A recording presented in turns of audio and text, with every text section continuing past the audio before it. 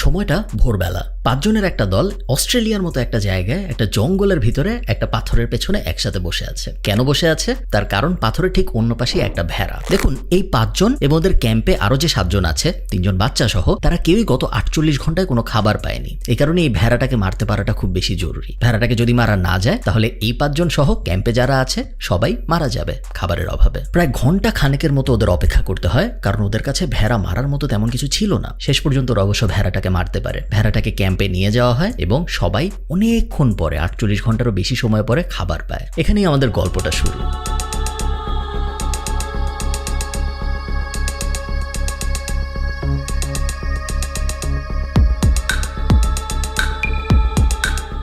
আপনি যদি মনুষ্য জাতির ইতিহাসটা দেখেন, আপনি খুব মজার একটা জিনিস দেখতে পারবেন। 1 মিলিয়ন বছর মানে হলো 10 লাখ বছর। আমরা সবাই জানি 1 মিলিয়ন মানে হলো 10 লাখ। প্রায় 2.5 মিলিয়ন বছর আগ পর্যন্ত বা প্রায় 25 লাখ বছর আগ পর্যন্ত মনুষ্য জাতিটা ছিল হান্টার গ্যাদারার জাতি। হান্টার গ্যাদারার শুনে আপনি যা ভাবছেন, অ্যাকচুয়ালিও তাই। এরা খালি হান্ট করতো এবং এরা গ্যাদার করতো, এরা শিকার করতো এবং আশপাশে যা পাওয়া যায় ওগুলা টোকায় খেত। এছাড়া মনুষ্য জাতির আর কোনো খাবারের আহরণ করার উপায় ছিল না। ইস্ট আফ্রিকা থেকে মিডল ইস্ট বলেন, আমেরিকা থেকে অস্ট্রেলিয়া বলেন, ইউরোপ বলেন বা এশিয়া, যেখানেই আপনি হোমো সেপিয়েন্সকে যেতে দেখেছেন বা হোমো ইরেক্টাস, হোমো সেপিয়েন্সের আগের যে ভার্সনগুলো ছিল তাদেরকে যেতে দেখেছেন, তারা সবাই ওই সব জায়গায় গিয়ে ওই সব জায়গার লোকাল যে খাবার ছিল, হোক সেটা পশু পাখি বা হোক সেটা গাছপালা, সেগুলাই খেয়েছে। হোমো সেপিয়েন্সের বা মনুষ্য জাতির ওই জায়গায় কি ফলবে এটার উপর তেমন কোনো কন্ট্রোল ছিল না এবং এই কারণে ওখানে যা ফলেছে ওইটা অনুযায়ী মনুষ্য জাতির অ্যাডাপ্ট করতে হয়েছে। কন্ট্রোলটা এই পাশে ছিল, এই পাশে একদমই ছিল না এবং মানুষ তাই করছে। মানুষ বিভিন্ন জায়গায় গিয়েছে, ওইসব জায়গায় যে ফসলাদি ছিল সেগুলা খেয়েছে, ওইসব জায়গায় যে পশু টশু ছিল সেগুলা মেরেছে। যখন শেষ হয়ে গেছে রিসোর্স, তখন মুভ করে আরেক জায়গায় চলে গিয়েছে, কোনো সমস্যা ছিল না। আজকের দিনে আমি আপনি মনুষ্য জাতি বলতে আমরা যাদের বুঝি, আমরা কিন্তু আর হান্টার গ্যাদারের জাতি নাই। আমরা এক জায়গা থেকে আরেক জায়গায় খাবার আহরণের জন্য, খাবার অর্জনের জন্য ডিরেক্টলি যাই না। হ্যাঁ, আমরা উন্নত জীবনের জন্য, আরো অনেক বেশি ভালো আইনের সুবিধার জন্য অনেক কারণে আমরা বিভিন্ন দেশে মাইগ্রেট করি, পাড়ি জমাই, বাট খাবার পাওয়া যাচ্ছে না আমাদের দেশে, বা আমাদের আশপাশে যে পশু আছে বা শস্য আছে ওগুলো শেষ হয়ে গেছে। এই কারণে আগের আমলের মানুষের মতো 2500-3000 বছর আগে যেভাবে মানুষ ঘোরাফেরা করতো ওভাবে কিন্তু আমরা এখন আর ঘোরাফেরা করি না। এই জিনিসটাকে ইংরেজিতে বলে ডোমিস্টিকেটেড হিউম্যান। বাংলা এই জিনিসটাকে আমরা বলতে পারি এখন আমরা হয়ে গিয়েছি গৃহপালিত মানব সভ্যতা। মানুষ এত অ্যাডভেঞ্চারাস একটা জাতি থেকে, আপনি চিন্তা করেন 10,000 বছর আগেও মানুষ পৃথিবীর কোনায় কোনায় গিয়েছে। কোনো আগুন জ্বালাইতে পারে না, মানুষের চাকা তখনও আবিষ্কার হয় নাই, কোনো ধরনের ভালো অস্ত্রশস্ত্র নাই, বন্দুক টন্দুক তো নাই। তারপরেও পৃথিবীর এমন কোনো কোনা নাই যেই কোনায় মানুষ যায় নাই এবং মানুষ রাজ করে নাই। সেই রকম একটা অ্যাডভেঞ্চারাস জাতি থেকে আমরা কিভাবে একটা ডোমেস্টিকেটেড জাতি হয়ে গেলাম, এটাই আমরা বোঝার চেষ্টা করব আজকের ভিডিওতে। Humans were extremely good at hunting. When we moved from hunting and gathering, we stopped being predators and started becoming prey to a great extent. Farming is absolutely revolutionary. When we discovered how to farm, we suddenly increased the ability of the land to support us. আপনারা হয়তো agricultural রেভলিউশনের কথা শুনেছেন, তাই না? আমি agricultural রেভলিউশনের পার্টটা বড় করবো না, বাট একদম সংক্ষেপে বলে রাখি। 1600-1700 সালের দিকে পৃথিবীর প্রায় প্রতিটি কোনায় দেখা গেল যে ফার্মিং এর ইমপ্রুভমেন্ট হচ্ছে। মানুষ বোঝা শুরু করলো যে বছরের কোন সময় কোন শস্যটা ফলালে ভালো হবে। মানুষ লাঙল ইউজ করা ভালো শিখলো, চাকা ইউজ করা ভালো শিখলো, আগুন ইউজ করা ভালো শিখলো এবং এরকম বিভিন্ন ইনভেনশনের কারণে পৃথিবীর প্রত্যেকটা কোনায় আমরা দেখলাম যে এগ্রিকালচারাল রেভলিউশন, বা সোজা বাংলায় বললে মানুষের শস্য ফলানোর ক্ষমতা বৃদ্ধি পেল। অনেক বিজ্ঞানী মনে করে যে যদি এগ্রিকালচারাল রেভলিউশন পৃথিবীতে না হইতো তাহলে আমরা কখনোই আজকের এই মানব সভ্যতা হইতে পারতাম না। এবং তাদের লজিকটা খুবই সিম্পল। আপনার পেটে যদি খাবার না থাকে তাহলে আপনি আইফোন কিভাবে বানানো যায় এটা নিয়ে চিন্তা করার সুযোগ পাবেন না, এবং আপনি তখনই অ্যাডভান্স জিনিসপত্র নিয়ে চিন্তা করার সুযোগ পান যখন আপনার বেসিক নিড ফুলফিল হয়, তাই না? পেটে ক্ষুধা নিয়ে তো আর কেউ ইলেকট্রিসিটি আবিষ্কার করার কথা ভাববে না, খুব অবভিয়াস একটা ব্যাপার। এই লজিকেই অনেক বিজ্ঞানী মনে করতেন যে এগ্রিকালচারাল রেভলিউশন যদি না হতো তাহলে মানব সভ্যতা আজকে যেই পর্যায়ে এসে পৌঁছেছে এই পর্যায়ে জীবনেও পৌঁছাইতো না। কিন্তু আর্গুমেন্টের জায়গাটা তখন আসে যখন অনেক বিজ্ঞানী এটা বলার চেষ্টা করে যে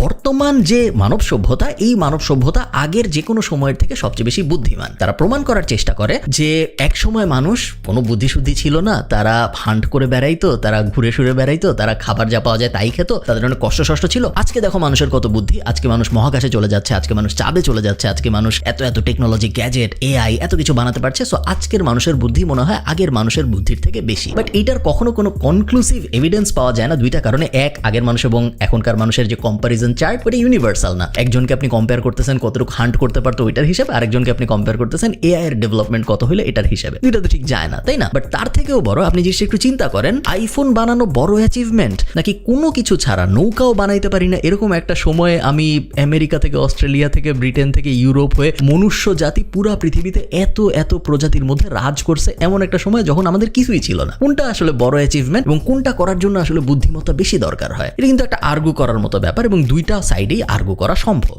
এই আর্গু করতে করতেই অনেকে মনে করেন যে গম বা উইট মনুষ্য জাতির জন্য যে সবচেয়ে বড় ক্ষতিটা করেছে এই ক্ষতিটা পৃথিবীর ইতিহাসে অন্য কোনো কিছু কখনোই করে নাই। আমি জানি এই ভিডিওটা একটু অদ্ভুত শোনাচ্ছে আপনাদের কাছে যে হঠাৎ করে গমের কথা কোত্থেকে চলে আসলো, বাট আপনারা যদি আমার সাথে থাকেন আমি পুরো ব্যাপারটা আপনাদের এক্সপ্লেইন করে বোঝাবো। পৃথিবীতে গম মানুষের যত ক্ষতি করেছে তত ক্ষতি মানুষ মানুষকে করে নাই, অন্য কিছু মানুষকে করে নাই, পৃথিবী মানুষকে করে নাই। গম মানুষের সবচেয়ে বড় শত্রু মনে করে অনেক বিজ্ঞানী এবং অনেক ফিলোসফাররা, যার মধ্যে আছেন ইউভাল নোয়া হারারি, যিনি সেপিয়েন্স বইটা লিখেছেন, যে বইটার থেকে আমাদের এই ভিডিওর অনেকখানি কনসেপ্টই আমরা নিয়েছি। একটু চিন্তা করেন আমার সাথে আপনারা ব্যাপারটা। একটা সময় মানুষ কিছুই ছিল না তার, সে ঘুরে বেড়াইতো, কোনো কিছু পাওয়া গেলে খেত, শিকার করতে পারলে খেত, যদি না পেত 24 ঘন্টা না খেয়ে থাকতো, ফ্রি ছিল, কোনো টেনশন ছিল না, না ছিল কোনো চাকরি বাকরি, না ছিল কোনো ব্যবসা বাণিজ্য, না ছিল কোনো ঝামেলা, ছোট ছোট গ্রুপে মানুষ চলতো, না ছিল কোনো বাধা বিগ্রহ, না ছিল কোনো বড় বড় যুদ্ধ, না ছিল দেশ, না ছিল ভিসা, কোনো ঝামেলাই ছিল না মানুষের সাথে।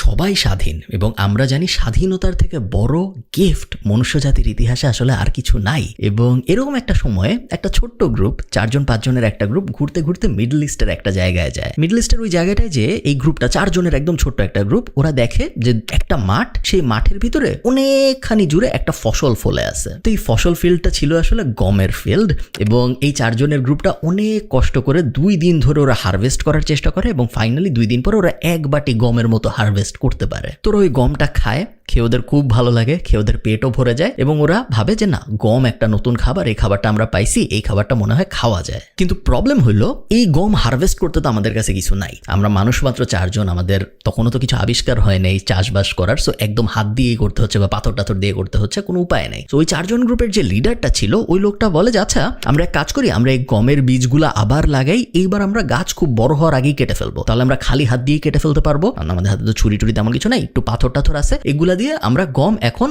একদম বাচ্চা অবস্থায় আসলে গাছগুলাকে উপড়ায় ফেলবো, যাতে করে আরেকটু কম কষ্টে আমরা হারভেস্টটা শেষ করতে পারি। যেই কথা সেই কাজ, 2টা বিশাল মাঠ জুড়ে এই 4 জন অনেক কষ্ট করে গম লাগাইলো। এখন সমস্যা হইলো শুধু গাছ লাগাইলে তো হবে না, মিডল ইস্টের মতো একটা জায়গায় গাছ লাগিয়েছি, এখানে পানি নাই, পানি আছে দূরে একটা নদীতে। তো 4 জনের মধ্যে একজনকে দায়িত্ব দেওয়া হলো, তুমি প্রত্যেকদিন সকালবেলা যাবা, নদীর থেকে পানি এনে এই 2টা আমাদের যে ফিল্ড বা ক্ষেতের মধ্যে আমরা গম লাগিয়েছি এই 2টা পানি ঢালবা, কারণ ততদিনে মানুষ এইটা জানে যে পানি ছাড়া ফসল ফলে না, পানি ছাড়া গাছ বড় হয় না। গেল। 4 জনের মধ্যে আরেকজন লোক ছিল, তাকে বলা হইলো রাত্রেবেলা হরিণ টরিন এইসব জীবজন্তু এসে আমাদের গম খেয়ে ফেলতে পারে, তুমি সারা রাত পাহারা দিবা যাতে করে কোনো পশু এসে আমাদের এই 2 মাঠের ফসল খেয়ে না ফেলে। দায়িত্ব পাইল উনি। কিছুদিন পরেই দেখা গেল 2টা মাঠ গোল্ডেন শস্যতে পুরা ভরে গিয়েছে, সবাই খুব খুশি। এবং ততদিনে ওই 4 জনের গ্রুপটার সাথে আরো 3টা বা 4টা আশপাশের গ্রুপ জড়িত হয়েছে এবং সবাই খুব সেলিব্রেশন করা শুরু করলো যে ফাইনালি আমাদের খাবারের কষ্ট, কারণ মনুষ্য জাতির একটা বড় কষ্ট ওই সময় পর্যন্ত ছিল খাবারের কষ্ট, সো ফাইনালি আমাদের মনে হয় খাবারের কষ্ট রিজলভ হয়েছে, আর কখনোই মনুষ্য জাতির আমাদের খাবারের কষ্ট পেতে হবে না। সবাই খুব খুশি, আশপাশে একদম আনন্দ, একজন আরেকজনকে জড়িয়ে ধরছে যে হ্যাঁ আমরা মনে হয় খুব বড় একটা জিনিস অ্যাচিভমেন্ট করতে পেরেছি। ওনারা একটা জিনিস বুঝতে পারেন নাই যে ওনাদের এই অ্যাচিভমেন্টটার কারণে পৃথিবীতে চাকরির সৃষ্টি হলো, পৃথিবীতে ব্যবসার সৃষ্টি হলো এবং পৃথিবীতে মনুষ্য জাতির ফ্রিডম একেবারে নাই হয়ে গেল। এই গ্রুপগুলা কিছুদিন পর দেখলো যে আচ্ছা কয়েকদিন পর পর পানি দিতে হয়, এটা তো আমরা জানি, সার দিতে হয় এটাও আমরা মোটামুটি জানি, পশু পাখির থেকে এগুলোকে প্রোটেক্ট করতে এটাও আমরা জানি। সো আমরা আগে ঘুরে বেড়াইতাম পুরো পৃথিবী জুড়ে, যেখানে 2 চোখ যাইতো চলে যাইতাম, এখন আমরা তাই করতে পারবো না। সো ওরা এই ফিল্ডগুলোর আশপাশে কিছু কুড়ে ঘর টাইপ বানানোর চেষ্টা করলো এবং এই কুড়ে ঘরের ভিতরে ওরা পার্মানেন্টলি থাকা শুরু করলো। এটা ছিল পৃথিবীর প্রথম ভিলেজ এবং এই গ্রামে আশপাশ থেকে আরো মানুষ যুক্ত হলো, কারণ সবাই জানলো যে এখানে খাবার খুব সহজে পাওয়া যায়। যেহেতু খাবার সবার একটা কমন নিড, আস্তে আস্তে এই গ্রাম বড় হওয়া শুরু করলো। কিছুদিন বোঝার আগেই দেখা গেল যে এটা 2000 জনের একটা গ্রাম হয়ে গেছে। এর আগে পৃথিবীর ইতিহাসে এত অল্প জায়গার মধ্যে এত মানুষ একসাথে কখনোই থাকে নাই এবং এত অল্প জায়গার মধ্যে এত মানুষ একসাথে থাকায় যা হওয়ার তাই হইলো, ভাইরাস ছড়ানোর সৃষ্টি হইলো। আগে যখন ভাইরাস হতো তখন সেই ভাইরাসগুলো একজনের থেকে আরেকজনের কাছে সহজে যেতে পারতো না এবং কয়েকজনের কাছে যে শেষ হয়ে যেত, কারণ মানুষ থাকতোই এত দূরে দূরে। কিন্তু এখন যেহেতু এক জায়গায় অনেক মানুষ, সবার মধ্যে অনেক ডিজিজ, একজনের কাছ থেকে আরেকজনের খুব সহজে জ্বর জারি হওয়া শুরু করলো এবং এমন এমন রোগ হওয়া শুরু করলো যেগুলোর ব্যাপারে এই মনুষ্য জাতির কোনো ধারণাই ছিল না। মানুষ মারা যাওয়া শুরু হলো পাগলের মতো। মানুষ যখন মারা যাওয়া শুরু হয়, এক জেনারেশন বা 2 জেনারেশন পরে মানুষ রিয়েলাইজ করলো, আচ্ছা আমাদের তো এই ফার্মগুলাতে ফার্মিং করতে, আমরা যে জমিতে গম টম লাগাইছি এই জমিগুলাতে চাষবাস করতে তো আমাদের মানুষ লাগবে। মহিলাদেরকে এনকারেজ করা হলো আরো বাচ্চা নেওয়ার জন্য, এবং মহিলারা টানা বাচ্চা নেওয়া শুরু করলো। প্রতি 9 মাসেই মোটামুটি একটা করে বাচ্চা নেওয়া শুরু করলো, 2টা করে বাচ্চা নেওয়া শুরু করলো। প্রত্যেক ফ্যামিলিতে 30টা 40টা 50টা 60টা করে বাচ্চা নেওয়া শুরু হলো। এত বাচ্চাকে তো কেয়ার করা সম্ভব না একটা মায়ের পক্ষে। মায়ের মৃত্যু হওয়া শুরু হইলো। মায়ের মৃত্যু হইলে বাই প্রোডাক্ট হিসেবে কি হয়? বাচ্চার মৃত্যু শুরু হইলো। হাই মর্টালিটি হয়ে গেল, বাচ্চা মরতেছে, মা মরতেছে, খুব বাজে একটা অবস্থা। এবং মনুষ্য জাতির প্রথম ম্যাসাকারটা এই সময় হওয়া শুরু হইলো, যেটা কারোরই আসলে ফল্ট না, জাস্ট ওই গমের কারণে এক জায়গায় থেকে যাওয়ার ফল হিসেবে এই ব্যাপারগুলো হওয়া শুরু হলো। কিন্তু আপনি মজার ব্যাপারটা দেখেন, ওই যে কিছু মানুষ প্রথমে আসছিল না, যারা প্রথমে এসে ঠিক করলো যে এই 2টা ফিল্ডে আমরা গম লাগাবো, ওই গ্রুপের কয়েকজন ভাবলো, আচ্ছা এখানে তো আমরা প্রথম আসছি, এই ফিল্ডগুলা বা এই মাঠগুলা তো টেকনিক্যালি আমাদের, আমরা একটা কাজ করি, আমরা এখন আর কাজবাজ করবো না। আমাদের গ্রামে এখন প্রায় 2-3 হাজার মানুষ আছে, এই 2-3 হাজারের মধ্যে ইয়াং যারা আছে তাদেরকে লাগাই দিই, তারা ফার্মিং করবে, তাদেরকে আমরা এর বদলে ফ্রি গম দিব, ফ্রি শস্য দিব, এবং ওরা এই ফ্রি শস্যের বিনিময়ে সারাদিন ফার্মিং করবে, আমরা আর কোনো কাজকর্ম করব না। শুরু হলো পৃথিবীর প্রথম চাকরি। যারা আগে জমি দখল করছিল তারা হয়ে গেল জমির মালিক এবং বাকিরা হয়ে গেল প্রজা। ক্লাস ডিভিশন যে ব্যাপারটা, এক দলের কাছে থাকবে সম্পত্তি, আর এক দল ওই দলের সম্পত্তি বাড়ানোর জন্য কাজ করবে, এই ব্যাপারটাও গমই সৃষ্টি করলো। আবার আপনি সমস্যাটা দেখেন, আগে পৃথিবীতে চারদিকে মানুষ ঘোরাফেরা করতো, মানুষের যেখানে ইচ্ছা যাইতো, অনেক ভ্যারাইটির খাবার দাবার খেত, কখনো মাছ খেত সাগরের পারে যেয়ে, কখনো অদ্ভুত সব পশু টশু খেত, কখনো নতুন কোনো ধরনের গাছ পেত। বাট এখন সবই হয়ে গেল গম সেন্ট্রিক।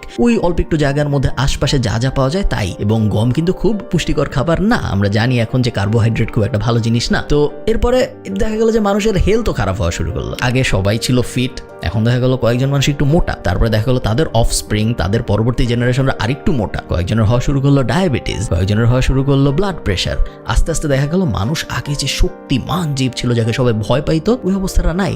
মানুষ আস্তে আস্তে কেমন যিনি মরা মরা হয়ে যাওয়া শুরু করলো। জাস্ট তারপরের 50,000 বছরে ওই যে 4জন একটা মাঠ দেখে ঠিক করছিল না যে ওখানে ওরা গম ফলাবে, জাস্ট তার 50,000 বছর পরে মানুষ হয়ে গেল পুরাপুরি গৃহপালিত। এখন মানুষ সকালবেলা উঠে চাষ করে, সারাদিন কষ্ট করে। একসময় যে মনুষ্য জাতি একটা ফ্রি বার্ড ছিল, তার যেখানে ইচ্ছা চলে যেত, কোনো টেনশন ছিল না, কোনো চাকরি ছিল না, পৃথিবীতে কোনো ব্যবসা ছিল না, ওরকম ব্যাপার এখন আর নাই। এখন সবাই সকালে উঠে অনেক কষ্ট করে চাষবাস করে, কারণ তার মহাজনের জন্য তার কাজ করতে হচ্ছে। সেই মহাজনকে সে সারাদিন কাজ করার পর বোঝায় দেয় ঘাম, কষ্ট টষ্ট গরমের মধ্যে, এবং তারপরে সে বদলা হিসেবে একটুখানি শস্য পায় বা এক বাটি শস্য পায়, এবং এভাবেই তার জীবন পরিচালনা করা তার শুরু হইল। মানুষের জীবনে যে ভয়ঙ্কর আনন্দের ব্যাপারটা ছিল ফ্রিডম, ওই ব্যাপারটা মানুষের কাছ থেকে নিয়ে নেওয়া হইলো, এবং এটা কেউ কোনো ইন্ডিভিজুয়াল নেয়নি, এটা মানুষই নিজের সাথে করছে। এই যে এই পুরো ফেনোমেনটা, এটাকে বলা হয় হুইট প্যারাডক্স। কিভাবে গম মানুষকে ডোমেস্টিকেট করে ফেললো। ডোমেস্টিকেট সাধারণত আমরা পশুর জন্য বলি, যে গৃহপালিত পশু, ডোমেস্টিকেটেড অ্যানিমাল। বাট গম যে মানুষকে ডোমেস্টিকেট করে ফেললো, মানুষ অনেক ভাবতো যে না আমরা মনে হয় গম ফলাই, কিন্তু গমই যে আসলে মানুষকে কন্ট্রোল করে, উল্টা না ব্যাপারটা। এই ফেনোমেনাটাকে বলা হয় হুইট প্যারাডক্স। প্রশ্ন হইল, মানুষের মতো এত বুদ্ধিমান একটা জাতি এত বড় একটা ভুল করলো কিভাবে? এটার 2টা কারণ আছে। প্রথম কারণ, হিস্টোরিক্যালি মানুষ নিজেকে যত বুদ্ধিমান ভেবে আসছে, কখনোই মানুষ অত বুদ্ধিমান না, এবং এটা আজকের জন্য সত্যি। আপনার আশপাশে আপনি যাদেরকে দেখেন, তারা নিজেদের যে যত বড় বুদ্ধিমান ভাবে, তার আসলে তত বুদ্ধি নাই। হিস্টোরিক্যালিও এটা সত্য, আজকের জন্য এটা সত্য। দেখেন, আমি ওই উইটার এক্সাম্পলটাই বলি আপনাদের, যে ওই যে গমের ফসলগুলা ছিল না, যে মাঠে মাঠে হইতো, ওই দূরের থেকে পানি আনতে হইতো। তো মানুষগুলো ভাবলো যে এত দূরের থেকে পানি আনবো, আমরা একটা কাজ করি, আমরা এইখানে একটা খালের মতো খনন করি, একটা কুয়ার মতো বানাই, পুকুর থেকে পানি এনে এখানে জমায় রাখবো, এখান থেকে তারপর আমার খেতে দিব। তাহলে তো আমার কষ্ট কমে গেল, তাই না? কষ্ট হাফ হয়ে গেল, প্রত্যেকদিন আমার পুকুরে যাওয়া লাগতেছে না। কথা আংশিক সত্য। কিছুদিন পরে দেখা গেল যে কুয়ার দেয়াল ভেঙে যাচ্ছে, কুয়ার দেয়াল ঠিক করো। কিছুদিন পর দেখা গেল পানিতে ময়লা, পানি ছাকার একটা ব্যবস্থা ঠিক করো। তার কিছুদিন পর দেখা গেল কুয়ার ভিতরে একজন যে মরে গেছে পানি আনতে যে। এরকম অ্যাক্সিডেন্টাল ডেথ তো আগে হইতো না, আগে সব নর্মাল ডেথ হইতো। বাট এখন কি আর করা, ইনফ্রাস্ট্রাকচার যত ডেভেলপ হচ্ছে, অ্যাক্সিডেন্টাল ডেথও তার মানে অত বাড়তেছে। কিছু করার নাই আমাদের, এগুলো আমাদের সিস্টেমের লস হিসেবে ধরে নিতে হবে। এবং এই সাইকেলটা চলতেই থাকলো, এবং মানুষের প্রত্যেকটা কাজ, সে যেভাবে আমি অনেক বুদ্ধিমানের মতো একটা কাজ করছি, ওই কাজটাই ঘুরে ফিরে এসে তাকেই ব্যাকফায়ার করে, এটা সে কখনোই রিয়ালাইজ করে না। এবং 2 নম্বর কারণটা হলো, মনুষ্য জাতি একমাত্র জাতি যার luxury eventually becomes a necessity. তার মানে কি, আমি একটু সহজ করে বলি আপনাদের। এক সময় রাজা ছিল পৃথিবীতে, খুব বেশি দিন আগের কথা না, 200-300 বছর আগে আমরা জানি যে পৃথিবীতে রাজা ছিল, রাজারা রাজ করতো। রাজার কি এসি ছিল? ছিল না। রাজা কি খুব ল্যাভিশ একটা বাড়িতে থাকতো আজকের স্ট্যান্ডার্ডে?